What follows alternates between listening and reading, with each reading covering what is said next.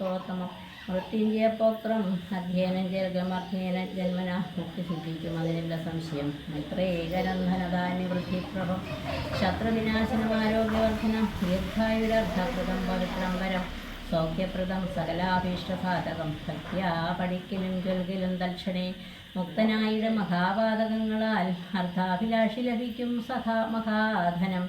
പുത്രാഭിലാഷി സ്വപുത്രനെയും തഥാ സിദ്ധിക്കും ആര്യജനങ്ങളാൽ സമ്മതം. വിദ്യാഭിലാഷി മഹാബുധനായി വരും വന്ധ്യ യുവതി കേട്ടിടുകിൽ നല്ലൊരു സന്തതിയുണ്ടാമോർക്കെന്ന് നിർണയം. ബദ്ധനായുള്ളവർ മുക്തനായി വന്നിടും അർത്ഥി കേട്ടിടുകിൽ അർത്ഥവനായി വരും. ദുർഗങ്ങളെല്ലാം ജയിക്കായി വരും അതിദുഃഖിതൻ കേൾക്കിൽ സുഖിയായി വരും അവൻ. ശീതനിത് കേൾക്കിൽ നിർഭയനായി വരും വ്യാധിതൻ കേൾക്കിൽ അനാദരനായി വരും.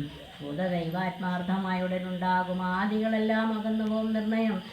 ദേവപിതൃഗണതാവാസമുഖ്യന്മാരെ വരുമേറ്റം പ്രസാദിക്കുമത്തിരം. കൽമഷമെല്ലാം അകലും അതേയല്ല ധർമാർത്ഥകാമമോക്ഷങ്ങൾ സാധിച്ചിടും. അധ്യാത്മരാമായണം പരമേശ്വരൻ അതിരുസതയ്ക്ക് ഉപദേശിച്ചതാതരാൽ നിത്യവും ശുദ്ധബുദ്ധിയാ ഗുരുഭക്തി കൊണ്ട് അധ്യയനം ചെയ്യലും മുതാ കേൾക്കലും സിദ്ധിക്കുമെല്ലാം അഭീഷ്ടമെന്നിങ്ങനെ ബദ്ധമോദം പരമാർത്ഥം ഇതൊക്കവേ ഭക്ത്യാ പറഞ്ഞടങ്ങി കളിപ്പൈതലും ചിത്തം തെളിഞ്ഞു കേട്ടു മഹാലോകരും. അധ്യാത്മാരാമായണേ ഉമാമഹേശ്വര സംവാദേ യുദ്ധകാണ്ഡ സമാപ്തം.